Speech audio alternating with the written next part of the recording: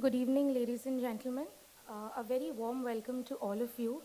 We are here at the prologue of the 11th edition of the Tata Steel Kolkata Literary Meet, and we've organized this program in association with the Alipore Museum, which is this beautiful venue where you're all sitting right now. This is a very special evening for us as we have two very extremely distinguished guests with us. We are delighted to welcome back festival favorite Amitav Ghosh. He's Padma Shri Gyanpith awardee and he's written many books which are all our favorites. Thank you so much, sir, for joining us here today.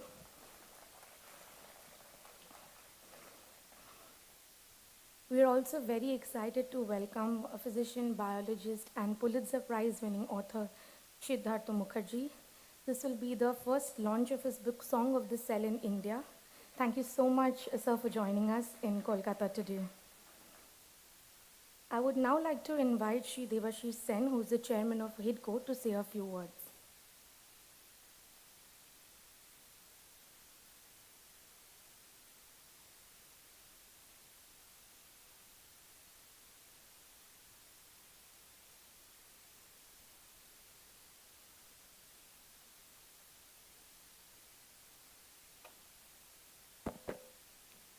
Good evening, everybody. Welcome to this Alipore Museum, a museum that was dedicated to the people of India by Honorable Chief Minister just before the pujas, that is just before October, and therefore it is barely a few months old since it has been renovated and it has been opened to the public. In the space that we are in, to my left over there is what they call the watchtower, where they used to observe all prisoners. And of course, one of the very great favorites over here is the gallows, where they used to hang people. And there is a beautiful exhibition that we have tried to put together for showing the freedom struggle and various facets of it. I would invite all of you, after this very, very interesting discourse that we are going to witness, if you can kindly join us in moving around this museum as best as you can, and then join us for a special light and show. It's 40 minutes duration, and we will start when you are all ready. But meanwhile, we are very, very excited to have this literary event as a part of the Tata Literary Festival, and this heritage space is today glorified by these two very eminent authors, and we are all eager to listen to them. Thank you very much.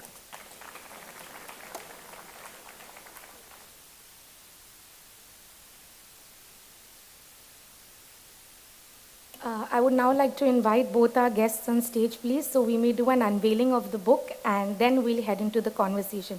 Amitav Ghosh and Siddhartha Mukherjee. I would also like to invite Malvika Banerjee, Festival Director.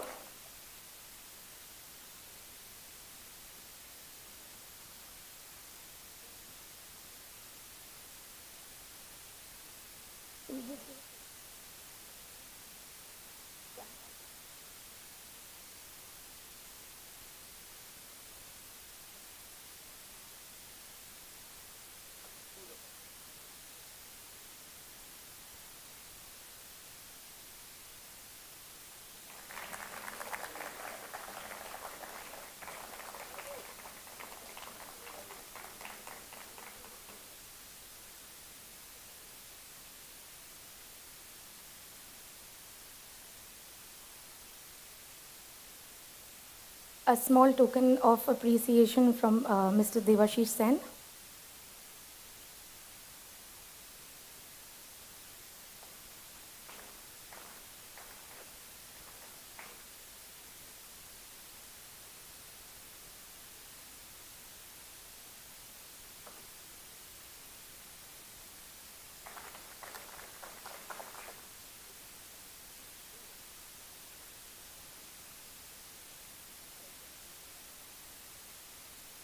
Thank you so much, Mr. Sen. And now, without much further ado, I know you've all been waiting to hear them. So I hand over the stage to Siddhartha Mukherjee and Amitav Ghosh. Thank you.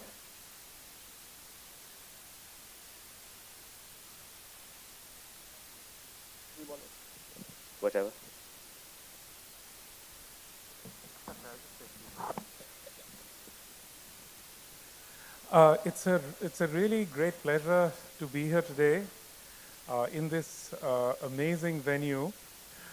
In my book Sea of Poppies, this is a very important setting. It's where the Raja of Raskhali, Neel Haldar, is imprisoned. So I've inhabited it in my mind for a very long time, and I certainly didn't expect it to look like this. So it's actually really amazing to be here. And I think it's amazing for another reason also, which is that, Calcutta is a city like New York or London that's been deindustrialized, but it's still left with all these amazing monuments. And it's really important, I think. These are great assets for a city, and it's really important to put them to this kind of use. Uh, these invisible assets are, in a way, they can be really, uh, they can generate income for the city. So it's a very important thing to use these assets in this way. Again, it's a great pleasure and honor for me to be here with Siddharth, who I've known for a very long time. And like all of us, I have immense admiration for his work, for the work he does. I sometimes think there's not one Siddharth. I mean, he is maybe like Ravan, 10 Siddharths, because he does so many things. He's a fantastic classical singer. He's involved in the arts at so many levels. He's a leading scientist. And on top of that, he's a wonderful writer. Anyone who's read his books will know that his writing is so engaging, so direct, and he's able to weave personal stories with an incredible wealth of information about science. There's something so instructive about what he does. And these books are the product of incredible erudition and research. So it's really, I feel really honored to be here today at the launch of the Song of the Cell. Thank you. So, Amitav, of course, we've known each other for many, many years. Bengali has as you know, a transition between apni, tumi, and tui. So I'm always caught in exactly how to address you. But I'll come to some conclusion about that. But I maybe wanted to start a little bit by exploring some of the connections between what you write and what I write. Of course, I've read you, God knows, since my childhood. I brought an antique copy of Antique Lands with me. Let me talk a little bit about them, and then maybe we can start the conversation there. I think the one common feature is our books are killer books. And I mean that in a literal sense. I mean that if you throw the books at someone, you might kill them. They tend to be quite heavy. The second sense is that there's often a lingering. There's a lot of history mixed in sometimes with nostalgia and memoir. But most interestingly, there's a sense in which your books are punctuated, and I'm thinking of very particular moments, we'll come to them in a second, are punctuated by death and deaths. I struggle to think of a couple of books aside, I struggle to think about one of your books which does not involve a kind of seminal death. So that has been actually very interesting, how you approach that idea and how you approach the thought of that. And related to that is the idea of calamity. Most recently, in your most recent works, and in my most recent works, of course, I've tackled the question of calamities twinned with the question of the future. Is the future calamitous? And if so, can we prevent these calamities? Who gets to prevent them, and whose backs? And on whose backs are these calamities being recorded, being burdened? And finally, I think it would be interesting to explore, I mean, perhaps what's been, I don't know if you've ever spoken, certainly I haven't, I've read so much of you over the years, but it would be interesting to explore the role of science in your books. They have become, in some ways, increasingly engaged with the sciences. So in fact, there's a convergence between what you're writing about and what I'm writing about there. They've become, I would say, panoramically engaged with the sciences. And I think it goes, you can almost trace a lineage back. Calcutta chromosome, Hungry Tide is sort of a precursor in many ways to Nutmeg's Curse and the books that follow. And it's not a coincidence that that Pia is a cetologist, which is a word that I thought only I knew. So there are so many touch points in this conversation, but maybe we'll begin with the notion of calamity, and talk a little, since this was somehow put together as a conversation about the future, your sense, and then I'll talk about my sense about sort of do we have a calamitous future, and can we stop that? I think maybe we should talk about calamity a little further on in the conversation. I think you're absolutely right to say that one of the commonalities we have in our work is an interest in history, and particularly the history of science.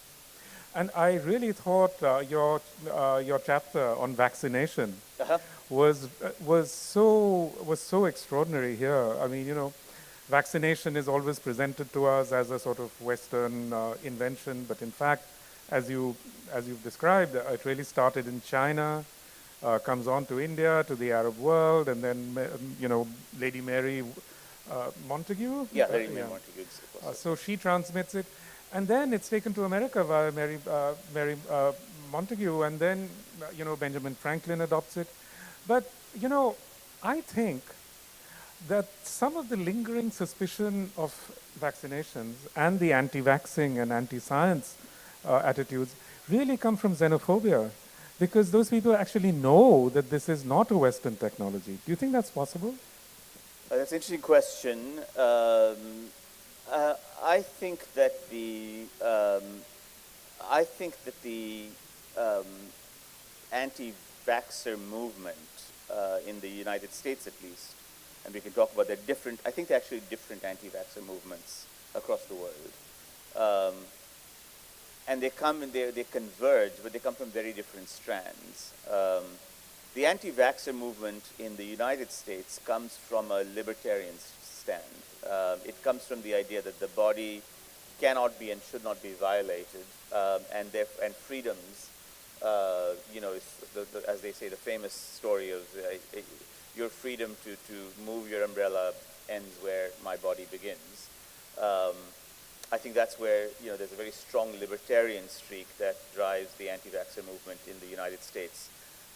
Outside the United States, it's driven by a very different kind of dynamic. It is driven by the suspicion of Western medicine. It is driven by, and in fact, to some extent, I would say that it is a consequence of Western medicine, which I, of course, practice and believe in, has driven itself to the ground by becoming a client of the pharma industrial complex. Yeah. So I think those are two strands. And I think in the final element, you're absolutely right. This xenophobia of something that's quite ancient, and the realization that that these technologies that have been around for a long time are now being sort of reinvented or repurposed. And in fact, one of the interesting features of all of this is there's a reinvention of history that's going on. That reinvention of history is a selective recall of events. So these anti-vaxxers now go backwards in time and they find moments in history when vaccination went wrong. And there are several. Like all medicines, vaccination has a checkered past, with great successes and some failures. And if you're very selective about it, you can figure out what the failures are. And so I think those are all the strands. There's a xenophobic strand, there is a libertarian strand, and then there is a sort of anti-medicine or anti-establishmentarian stand that converge using devices of selective reading of history and selective understanding of history to ultimately arrive at their positions. Just to linger on the history of science for a little bit, in connection actually with your work on the gene and so on, there's another biometric technology that was actually invented here in Alipore jail, which is fingerprinting. Yes. Have you ever thought of writing about that? Well, you know, it's interesting. So fingerprinting has become, so I have thought a lot about fingerprinting, but I've thought in particular about genetic fingerprinting. So fingerprinting was, of course, invented here in part and as a mechanism of identification and so forth. But what's happening in the United States, in the United Kingdom, et cetera, is you know, that itself led to the idea of a genetic fingerprint. Now your genetic makeup is unique to you and extraordinarily unique to you. It's not shared by anyone else except if you happen to have an identical twin. So, so even fraternal twins don't share the same genetic makeup. So one of the astonishing things is that a new kind of criminology and a new kind of surveillance and potentially a new kind of surveillance state is being invented as we speak. And it has already begun. And just to tell you how this works, imagine that you actually have, and this is because people are doing a lot of sequencing, gene sequencing. So imagine that 10% of this audience voluntarily underwent genetic sequencing. And then a crime was committed by someone in this audience who was not genetically fingerprinted. There are mechanisms by which you can now reconstruct through familial networks and track back to the person who committed the crime by tracking the genetic fingerprints of those who actually voluntarily submitted their genetic fingerprints. So it leads, and this is really revolutionized both forensics and criminology, and has now been widely used. In fact, I think 30, 40 unsolved so-called cold cases of crime, murder, etc., were used. This technique was used to correctly identify these people who had vanished, the criminals who had vanished into darkness. So in some ways, of course, that is perhaps the positive end of the technology. Now we come to the flip side, because there's always a flip side.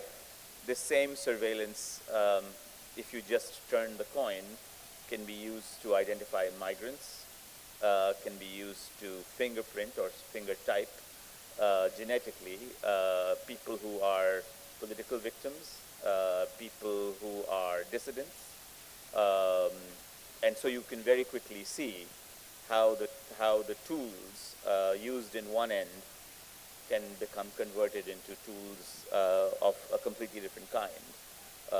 And there's a very cautionary note then that one can sound about this. And very often when I write my books, I talk about this in The Gene, and talk about this certainly in this book. Very often, you know, if you just flip the coin around, the technologies that appear to set us free become the technologies that entrap us. Yes. Absolutely. I'm sure you've given many ideas to young science fiction writers in the audience Yes. right now. Another thing that you and I have in common, really, is that we are globalized. You and I have global lives. Uh, we write about global phenomena, Yeah. and that, I think, is something of very compelling interest to you, and I certainly wish it I is had to a me. local life. Yes, maybe we do. So, what do you think about? I mean, just to go back to the question of the flip, you and I have in many ways been beneficiaries of globalization. What's the downside? Well, so I was asked recently, I was asked in an interview, I would say a very pro-global interview, I think the New York Times did the interview, about what globalism means. And I gave a somewhat bleak answer because everyone was giving not so bleak answers, so I thought, uh, why not be a little provocative there? But um, I think the 20th century vision of globalism, um, which actually India is very much part of, very much participant in, the 20th century vision of globalism was what I would call exporting the right kinds of things and importing the right kinds of things. And so it would be the export of ideas, technologies, medicines, and the import of ideas, technologies, and medicines. The 21st century variant of that has become the export of viruses, the forced export of migrants, um, the forced export of scientific of false science, false news, um, and the imports of all of these as well. So I feel as if we live, although you and I have been beneficiaries of the global world, I feel that the new globalism presents very acute challenges, and it is not the old globalism. The old ideal globalism was a very different kind of globalism, um, and in fact, the ideas, viruses, and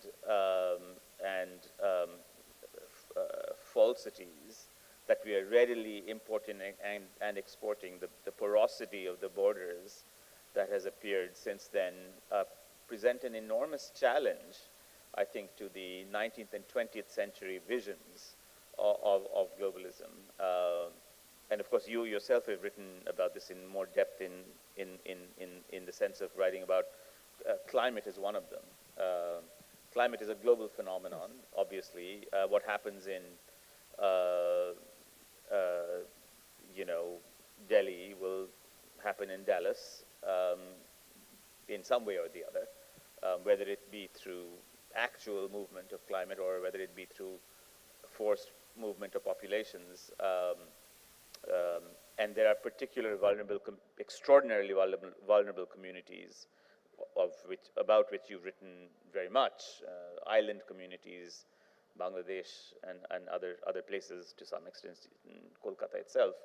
And so I think as we think about globalism in the 21st century, although there are certainly beneficiaries of them, you and I being two of them, we have to think about it critically and think about it think about it as we think about everything in science as having a flip side. Yes, absolutely. You're right, climate change is very much a global phenomenon. And one of the interesting aspects of climate change is that, climate change as a sort of discourse is almost completely produced. I mean, I would say perhaps 90% of the discourse is produced in Western universities, Western think tanks, and so on. And it's an expert discourse, a sort of credentialed expert discourse.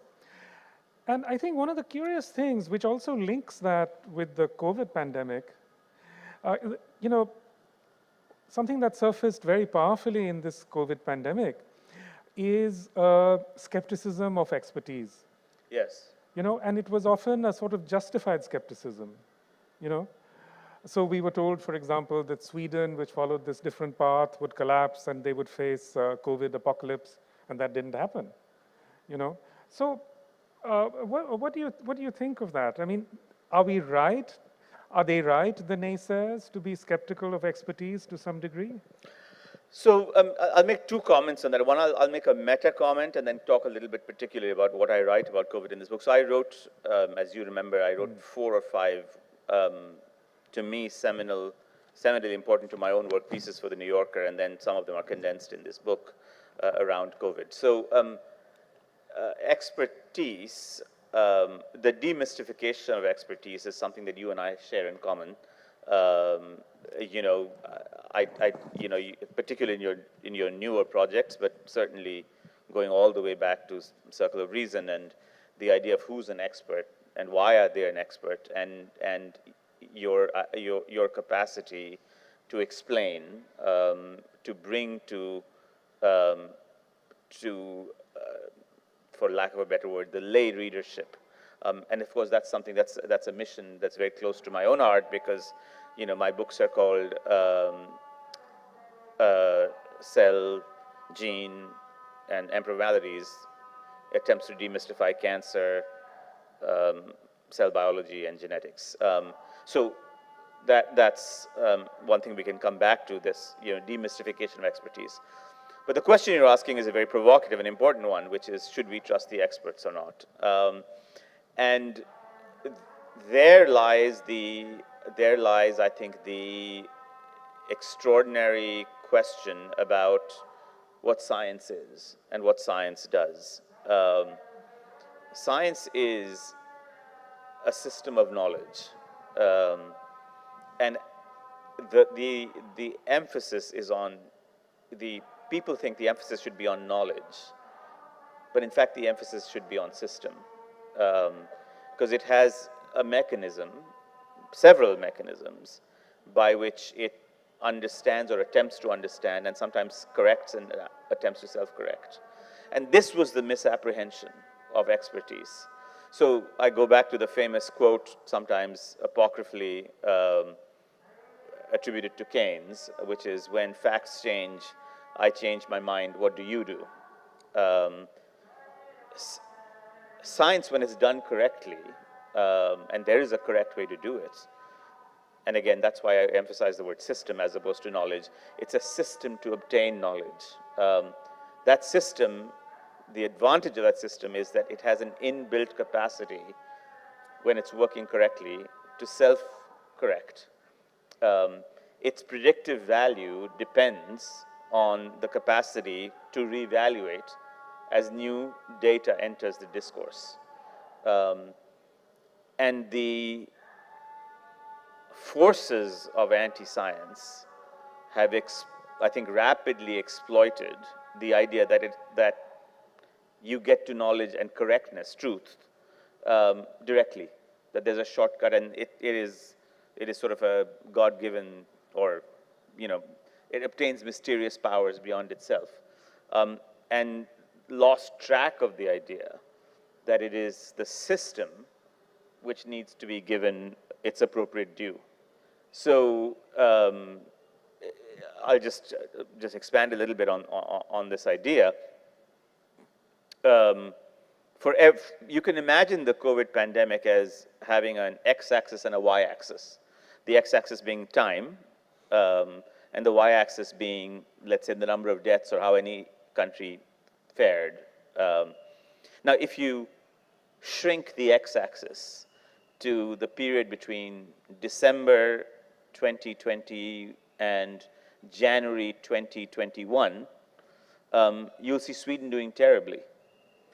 If you expand it a little bit more and now enter into March or April, you'll suddenly see Sweden doing okay and the United States doing terribly. If you expand the axis a little bit further and go now into late 20s, 2021, et cetera, you'll see India, which was doing actually extremely well, doing terribly, massive numbers of deaths, et cetera, et cetera. Scientists can make predictions about what's going to happen. They're often wrong, but they self-correct, because when reanalyzing data, they often understand that they missed something, because the idea of omniscience is not built into science. There's no one no one learns science with the idea of omniscience or complete predictive power.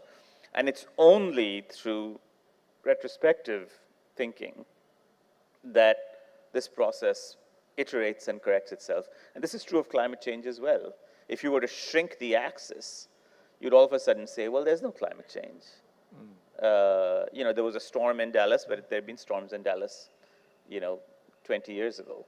It is in looking at the axis across, if you extend out the axis, in looking at the axis over the course of time, that you begin to understand that islands that were in existence 30 years ago are now underwater, or that the severity of population migration across one place or the other has changed a lot. So I think it's the suspicion of expertise is really a suspicion of knowledge, whereas if there was real suspicion, it would be a suspicion of systems.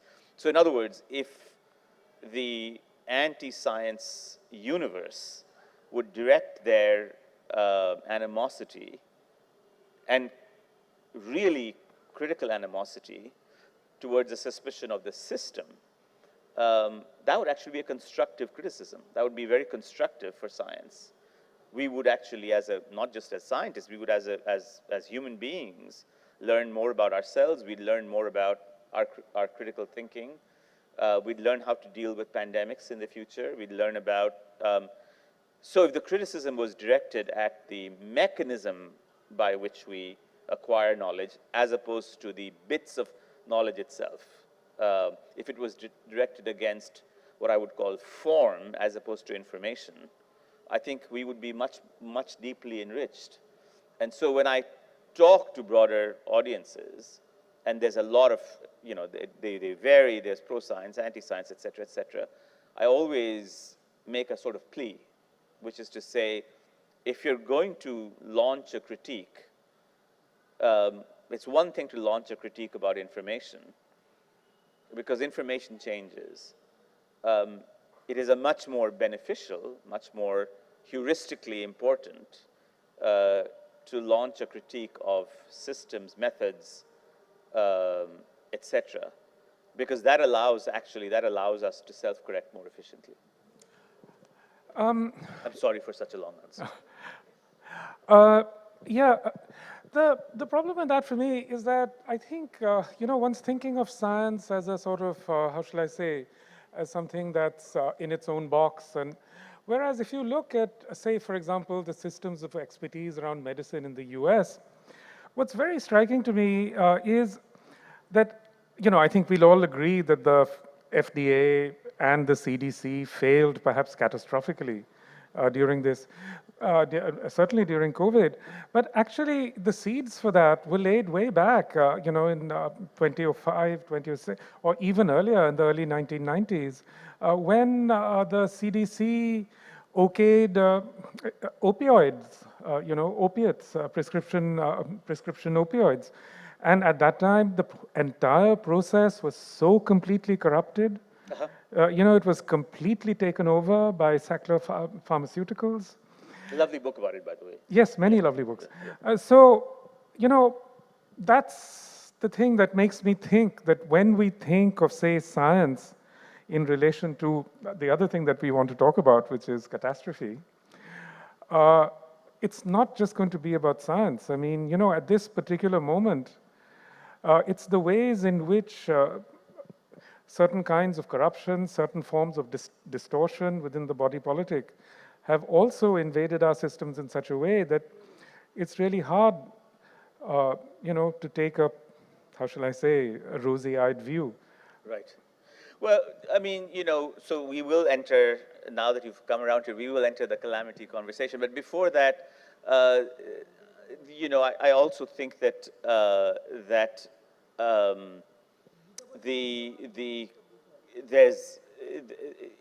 the exposure of the corruption is itself an important corrective. And I think you're absolutely right that the box, whatever it might be, of scientific thinking needs to be opened and explored. In fact, these books are attempts to do that. You can't understand the history of the FDA without reading, for instance, about Francis Kelsey, who's a prominent character in this book, who was the first person in the FDA to withhold thalidomide Yes. from the United States, and therefore saved the lives of hundreds of thousands, if not tens of hundreds of thousands of babies who would have been born with catastrophic influenza. So you really, again, need to go back to history. But before we enter that conversation, and you're absolutely right, the one thing that I think strikes me, the one last similarity that strikes me about how we write, and let me talk a little bit about process, is that there's a wonderful way, and I've learned from you in so many ways, but there's a wonderful way in which you encounter, or you expect to encounter your books, and hopefully my books, and you don't know whether it's a science book or a history book or a book or a memoir or a book about the future, etc. I've found it extremely rewarding to read your writing and learn from your writing in that way. And I want to talk a little bit about that process. These are, your books, and to some extent my books are divine chochuris, which makes them, on one hand, they enter spaces. You can be in memoir in one chapter, you can be in deep history in another chapter, you can be in very contemporary in another chapter. But you also know that chachuri is a very difficult dish to cook. For me, I decided when I first started writing my book, I didn't have a form. So I had to invent one, I had to create one. And my form was to basically throw everything and then juggle those pieces so that those pieces come together. And in terms of process, to me, what's most important and what's most critical is the capacity to move between all these spaces as if they were moving between rooms.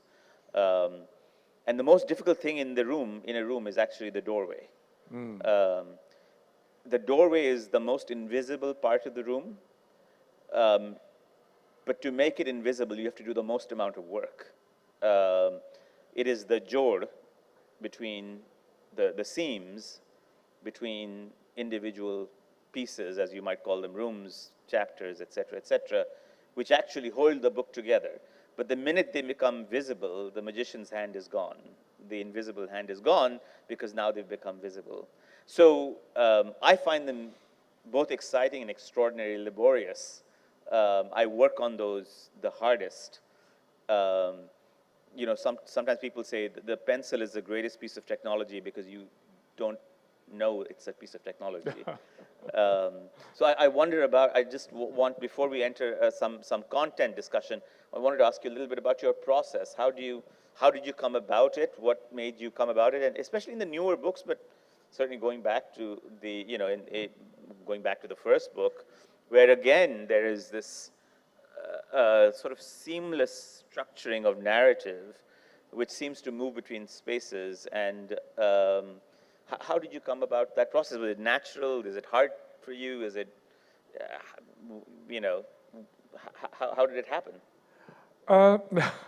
Well, I think I would really say that a real turning point in my writing career was the writing of In an Antique Land. Because In an Antique Land is about the 12th century and the 20th century. It's about Indians and Egyptians. It's about Jews and Muslims and Hindus in completely different circumstances. And the stories have nothing to do with each other. And yet they do. So, it's in the writing that the connections emerge. And I think that was a really important learning experience for me. But I would say that with the nutmeg's curse, it was something else. Most of the time when you're writing a novel, it it ties together moments in time. You know, time is the essential sort of axis. But if you think of it differently in terms of writing about spaces, writing about places, some other kind of structure emerges. You know, and so that was what was essential for me in the Nutmeg's Curse. So my experience of the Banda Islands, just being there, then learning about the terrible Banda genocide and so on. So I would say it was really the land that led me, so to speak, you know. Right. And that's something you learn as a travel writer. You're doing that a lot, and I've written lots of travel stuff. So I think that's what I brought to it from there. Well, so I learned from that. Actually, I think there's no book of mine that doesn't quote you. And certainly this book is actually called The Song of the Cell, partly because of that lovely paragraph from Nutmeg's Curse in which the elderly botanist goes to the rainforest with a young man who's local, and the young man looks around and he can identify every single species of plant. And the elderly botanist, I assume he's elderly, he or she turns to the young man and says, I mean, this is amazing, astonishing that you know every single plant. And the young boy looks dejected, and he says, yes, I know the names of every plant, but I don't know the songs between them. So that's actually the reason that this book is called The Song of the Cell. I should have dedicated it to you, except except thankfully you're still alive. But the other thing that's important is that this book, for me, is also organized very differently. And I'll read from the book in a second. Yes.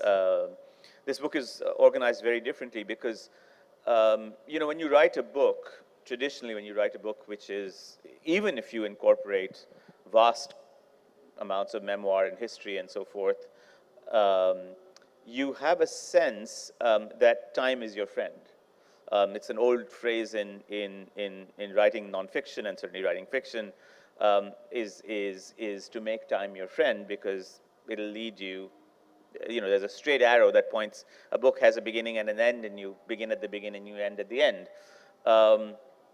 This book is very different, and was very different to write for me, because it took a long, long, long time before I could figure out its structure. And again, to talk a little bit about process, you don't, I'm sure you know this as much as I do, you don't start writing a book qua book. A lot of the work is done before you even put the first word on the page, because it has to do with figuring out what the mood of the book is going to be, what the structure of the book is going to, how does it look architecturally? An architect doesn't start putting bricks on a wall and building a building. He or she makes a drawing, and so there's a lot of work that goes into the back of the book. Now, what's interesting about this book is that this book is not arranged chronologically. It's the first book I've written that's not chronological. Each chapter is a cell. Each chapter is a different cell. There's a history that precedes it. There's a prologue and an epilogue. But each chapter is a different kind of cell and a different kind of behavior, which has to do with what that cell does and how it, so each chapter becomes its own micro-history. And in doing so, it allows you to sort of understand how complex and diverse this world is, but also the songs that move through cells, the songs that move through one chapter to the next chapter, and the fact that, you know, your whole body, you can imagine sort of analogically or metaphorically as a kind of broad symphony of cell types. So anyway, that is also something that's very different about this book compared to the others. And I must say, your writing is always wonderful, always lucid, always filled with wonderful metaphors and analogies. And that's certainly true of this book as well. And I should explain that, you know, that anecdote is actually, that story is told by Robin Wall Kimmerer in her wonderful book, Braiding Sweetgrass. But now it's time for you to read. Yeah, I thought I'd read a little bit. and then we can finish up a little by talking a little bit about some of the topics that we were discussing earlier. Let me just find the little chapter that I was going to read from. So this I wanted to read a chapter which where again you move. So I'm reading. If people have the book, I'm reading from page 203, where again you move from what I would call deep science into memoir, and you skip back again, and the idea of the benign chochuri. So we're in the world of the T cell and what T cells do, and of course that's extremely important because understanding this particular cell, it's called the discerning cell, and the subtitle is the subtle intelligence of the T cell. So we have a kind of prologue in this of what I would call science or deep science. So I'll start there. By the mid-1960s, Miller and other researchers had realized that the thymus was far from vestigial. In newborns, it was a site of maturation for a different kind of immune cell, not a B cell, but a T cell, and in this case, T stands for thymus. But if B cells generated antibodies to kill microbes, what did T cells do? Why were the mice, this is from his experiment, that lacked T cells colonized by infections, and why did they so meekly accept foreign skin grafts that should have been rejected immediately? How and why did they lose their sense of self? And what is the self anyway? Now, this question, of course, recurs through the whole book because this book is very much about the question of what the self is. And there's a lot of, I would say, Sanskritic and Aristotelian philosophy about the self. Anyway, but to continue, it's a testament to the infancy of cell biology as a science that the physiology of one of the most essential cells of the human body, that's the T cell, remained a mystery as late as the 1970s. T cells were discovered only about 50 years ago, and it was barely 2 decades after Miller's experiments in 1981 that these cells would become the epicenter of one of the defining epidemics of human history. And that, of course, refers to AIDS and the HIV pandemic. And then, and here's the important piece, we cut. And I cut in a way that I just tell the reader that this is a cut and you move along the journey with me because that's just the way it's going to be. So then we cut, and so now we move to Alan Townsend's lab, sat atop a steep hill at the Institute for Molecular Medicine at the edge of Oxford University. In the fall of 1993, when I arrived at Oxford to study with Alan, as a graduate student in immunology, the mysteries of T cell function were still being deciphered. The institute was a modernist steel and glass building. The security guard at the front desk, a woman with a thick Welsh accent, checked IDs before letting you in. Without the right card, she would refuse to let you enter. 2 years passed with me fumbling through my pockets for the card until I finally got the courage to confront her. I had been there every day for 24 straight months. Didn't she recognize me by face? She looked at me stonily. I'm just doing my job. Her job, I suppose, was to detect intruders, as if I might well have been James Bond who'd driven up the hill in an Aston Martin and a Mukherjee mask on a top-secret mission to feed my T-cell cultures at night. In retrospect, I've grown to appreciate her diligence. She had internalized immunity. In Alan's lab, I was assigned a problem that continues to fascinate and frustrate scientists. How does a chronic virus, such as herpes simplex virus, cytomegalovirus, or Epstein-Barr virus, remain hidden persistently in the human body while other viruses, such as influenza, are completely eliminated after an infection? Why aren't chronic viruses vanquished by the immune system, especially by T cells? I'll take a little aside here, Amitav. And the aside here, I was talking this morning with someone. Like you, I have a bit of a travel writer in myself. I love to go and visit places, especially places where ideas were born or are born or being born. And a lot of my writing often has to do with going and visiting that place and trying to figure out. So the gene begins with a visit to Mendel's monastery. In this book, all of a sudden, we are transported to my lab at Oxford. And so there's a kind of transportation that happens. The lab was a buzzing intellectual paradise full of frenetic energy that I had never encountered. At 4 in the afternoon, an old brass bell clanked, and the whole institute descended en masse to the cafeteria to consume weak, lukewarm, nearly undrinkable tea and tough, nearly inedible biscuits. I'll move a little bit further ahead. An Italian postdoc, Vincenzo Cerundolo, was my direct mentor.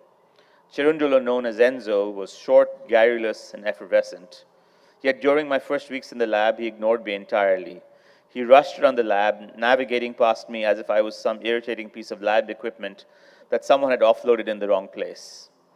He was trying to finish a research paper, and teaching a freshly arrived graduate student the rococo details of immunology seemed hardly worth his time or energy.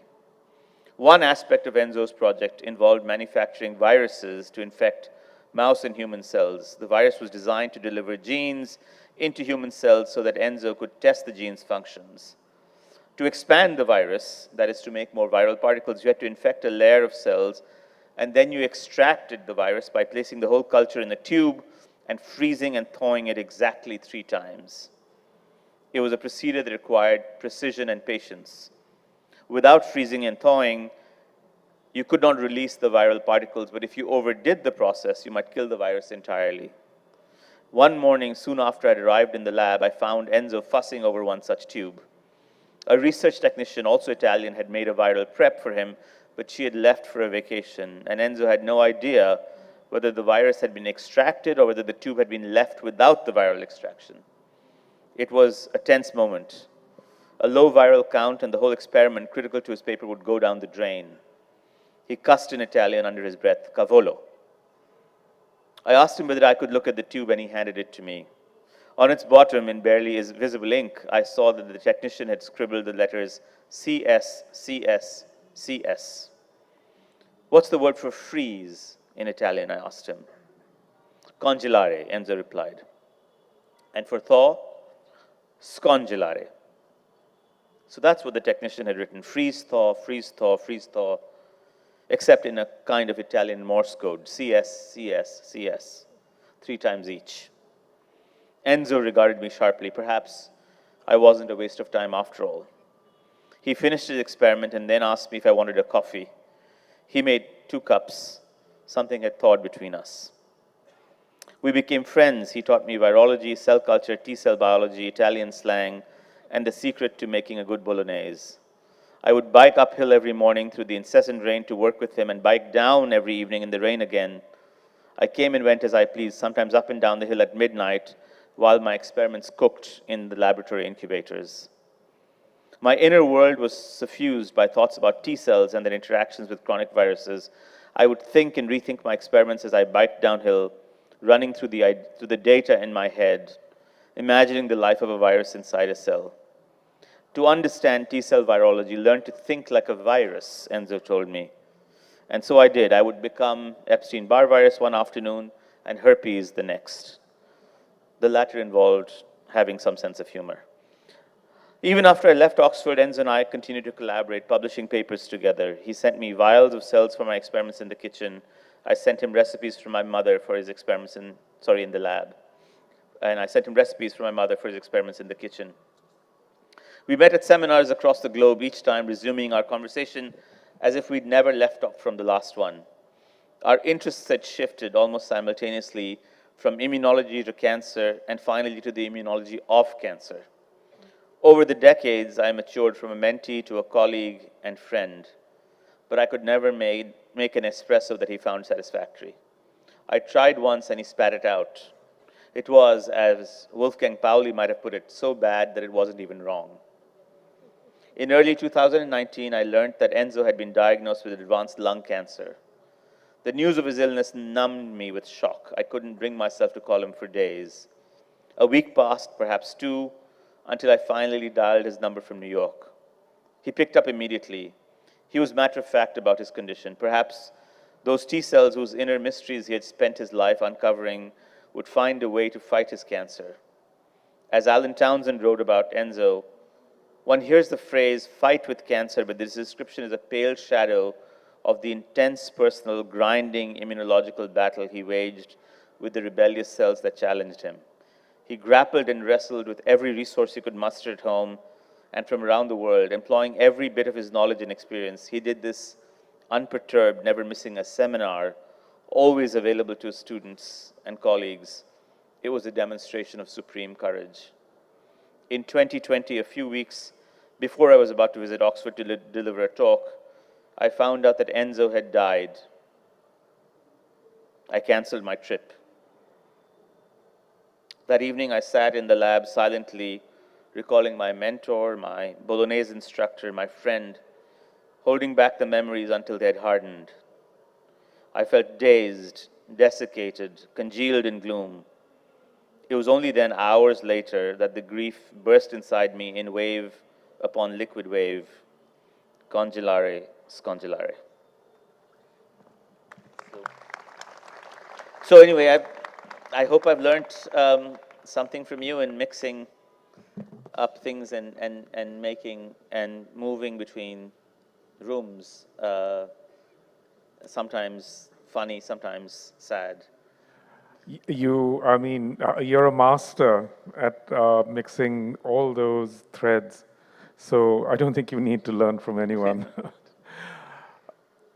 Yes, that was such a moving passage, really. And it was interesting also that even the way you write about the lab, it's almost like you're writing a cookbook, not just a travel book, you know.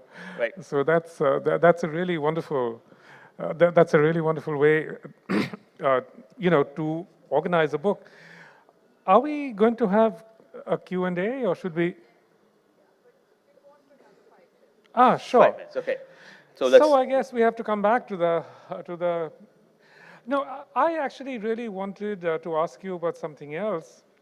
Now, you know, science has done great things, but as we all know, it has this long history of being involved with eugenicism. It really has never renounced completely that history, and that history continues to haunt it. So when I was reading your your epilogue about building a new kind of human through, you know, through interventions in cell technology and so on, do you worry that this might be an issue? Oh, absolutely, and you know, that is not the only issue. Of course, there's a kind of there is the fear of not only of that the new human is, as Mary Shelley wrote, not a human after all, a Frankensteinian beast. And there's also the worry about the economics of it. When does someone get access, and when does someone not have access to being a new human? So, and there's a whole chapter dedicated to the idea that our first attempts to make these new humans have gone very badly. So that cautionary bell is rung very early on in the book. When the initial book was being subtitled, New Human was in open quotes and closed quotes. The publishers didn't like that because they thought everyone would get very confused. But there's no doubt about the fact that there is a you know, the idea of the new human has a built-in quality of an aspirational perfectionism to it. And the book has a very strong warning, because, as I said, right on the front, we talk about at least the Chinese experiments where attempts to build new humans went terribly wrong. So I do worry about that, which of course brings us, as we close, to the question of the future. I see the future through two lenses. And I'm sure you see the future through multiple lenses. I see a future in which, you know, obviously medicine has transformative capacities. We we are doing things that were practically unimaginable, science fiction-like, in medicine today. In Bangalore, we are treating patients with genetically modified T cells with astonishing success. Actually, the first patient that we treated is from Kolkata, incidentally, young boy who's still alive and coming to see me tomorrow. It's actually one of my proudest moments in life to be involved in that. So obviously I see an incredible future there, but I also see a fragmented future, fragmented because anti-science forces are on the rise, economic access to these medicines to create cures are becoming even more and more disparate. And the new human, or our attempts to create the new human, have tottered between aspirational perfectionism and devastation. So my view of the future is tinged with concern and suspicion about how on earth we will come to a new future, what it will bring for us, and how we can potentially safeguard from them. In the gene, I actually propose, and so I'll end my own thoughts with a proposition, and I'd love to hear your thoughts about what you propose. In the gene, I propose almost a triangle of boundaries. And I'll end with that triangle. One edge of the triangle is suffering. The purpose, the ultimate purpose of medicine is to alleviate suffering, particularly extraordinary suffering. And if we lose track of that North Star, if as I said, if we sacrifice the idea of suffering for aspiration or perfection, we lose track of that North Star. The second edge of the triangle is what I would call knowledge or certainty. Without knowledge and without certainty, I think we get extraordinarily lost. We lose the humility that comes with the fact that, as you just pointed out, there have been many wrong directions in the history of science. Eugenics being one of them, but there, I could count many. And the third aspect, which is what you pointed out already, is humanism. Ultimately, science is a human endeavor. It is not brought to us by aliens. It is ultimately a human endeavor, and by the humanistic concerns of science, I really mean things like freedom, the absence of, for instance, a state mandate to create a new human, the absence of, or the check to our own selves to not sacrifice what is ultimately human and vulnerable about us, because the sacrifice of vulnerability, and that's a very, very difficult line, because it involves drawing a line between what disease is and what enhancement is. You want to tackle disease, but you don't want to enter the arena of enhancement. And the problem is that as we explore these extraordinary new arenas of science, the new definition of suffering is changing towards a definition of enhancement. If you are not tall enough, you are suffering because, I'm saying this ironically, you're suffering because because the world doesn't see you the same way. If you aren't, if you don't have X, Y, or Z quality. And so I think these triangles represent, for me, very strong boundaries. They're based in history. They're based in an understanding of where science has gone wrong before. They're based in an understanding of what the North Stars should be. And they provide for me a kind of formulation by which we can look to the future without stepping into what I would call a very disturbing hole, which we've gone down before. Your thoughts? I think you're right that there's, medicine is obviously making great strides. But I also always remember that Ivan Illich, the theorist. The great theorist, yes. Yes, he always argued that most disease is iatrogenic, that is caused by doctors. And certainly, I must say, that's been my experience with my own body. So, and if it turns out that there is any laboratory leak component to the COVID virus, I think, we'll really have to ask ourselves whether these advances also bring with them catastrophic consequences. So,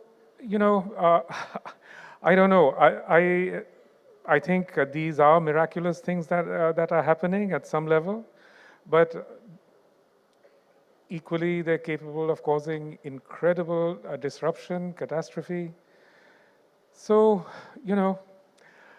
I'm sure there's someone here who knows about the future. I don't. And with that, let's have some questions. Malavika, you want to coordinate that? Thanks.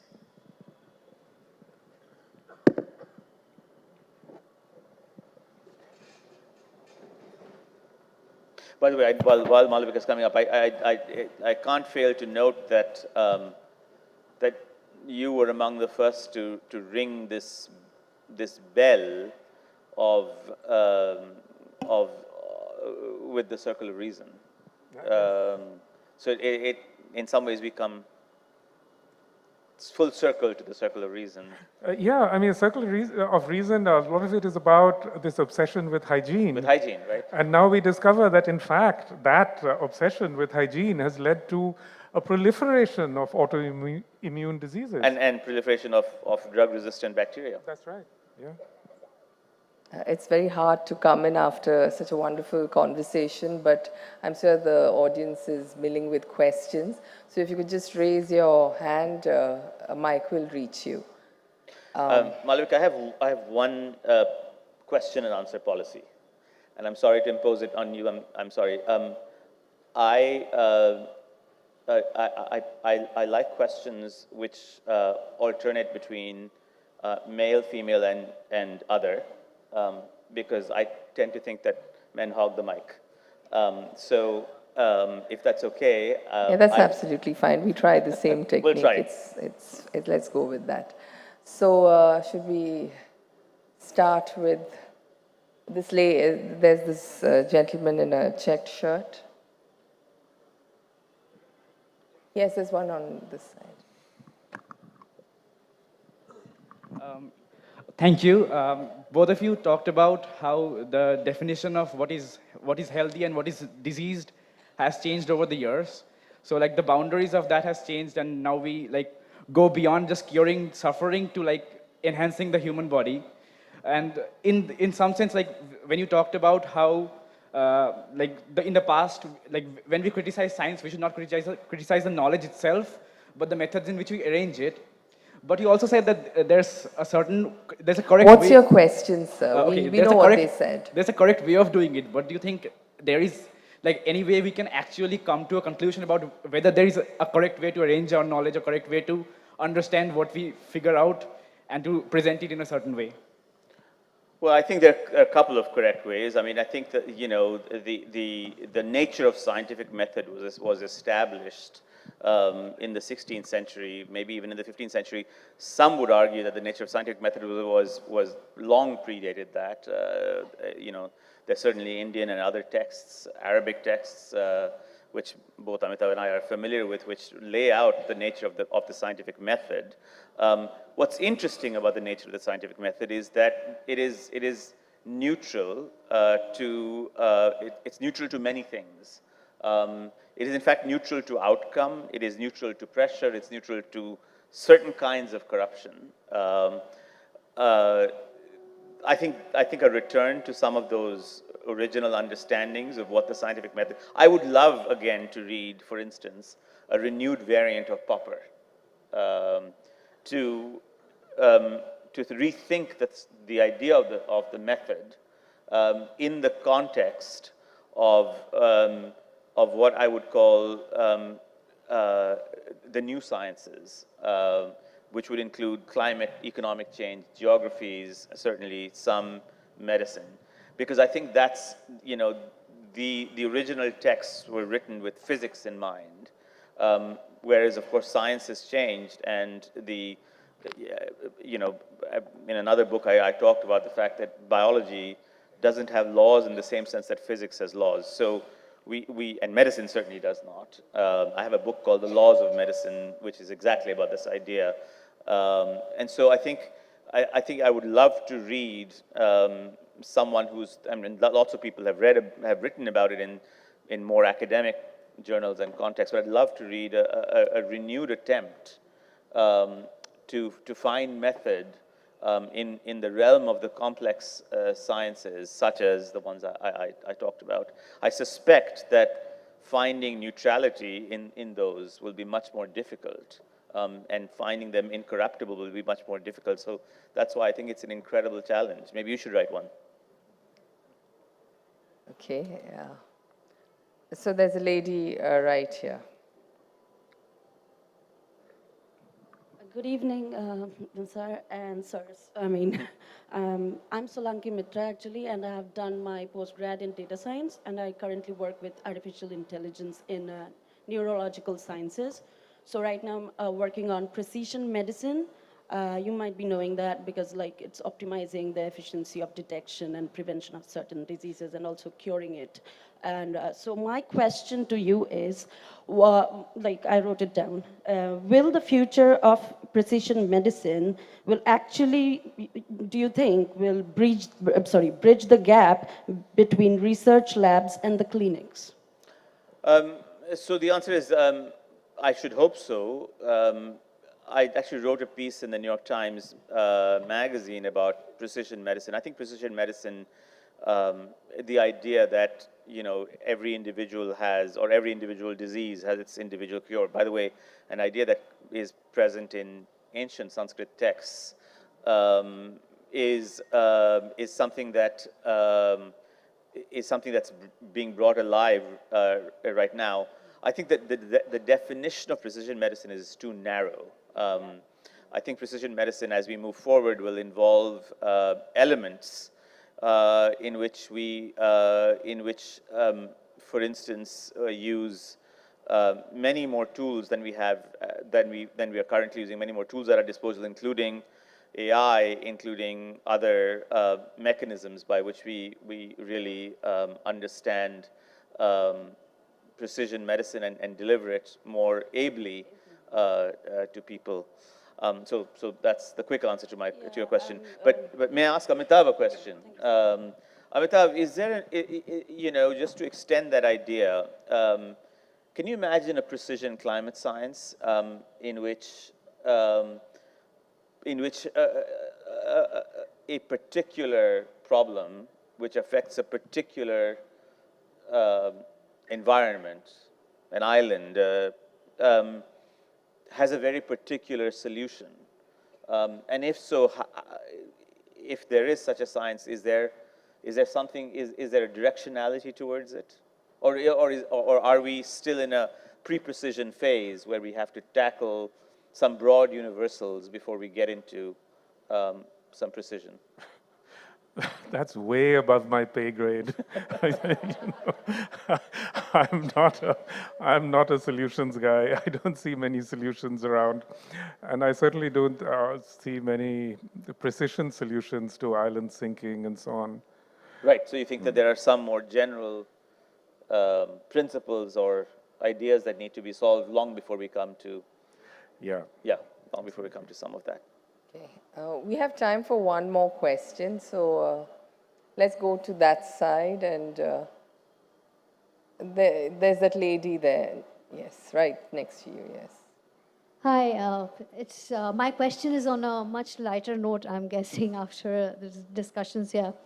During the time of COVID, the two things that we found that affected us mostly was our relationship with food and what we consume, and the way we look at travel.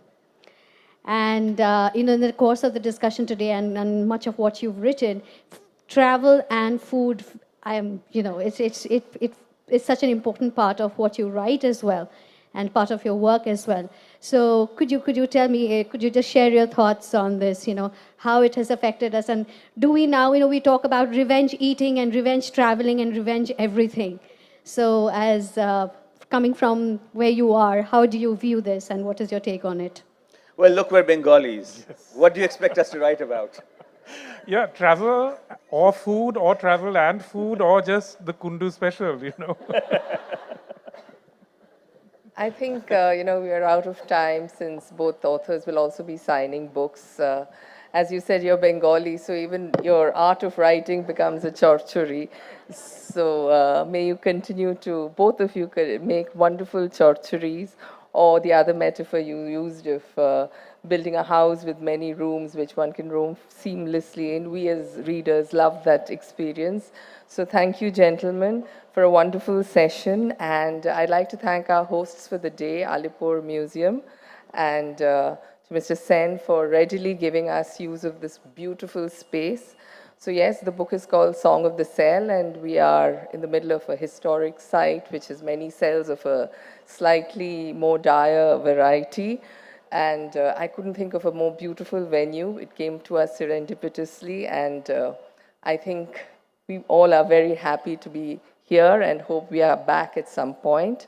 The Kolkata Literary Meet will be starting at Victoria Memorial on January 21st, and I look forward to meeting many of you there.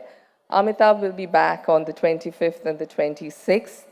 For Siddhartha, we hope the wait is just one more year. And that's it. Thank you. Have a great evening. Both authors will be signing books.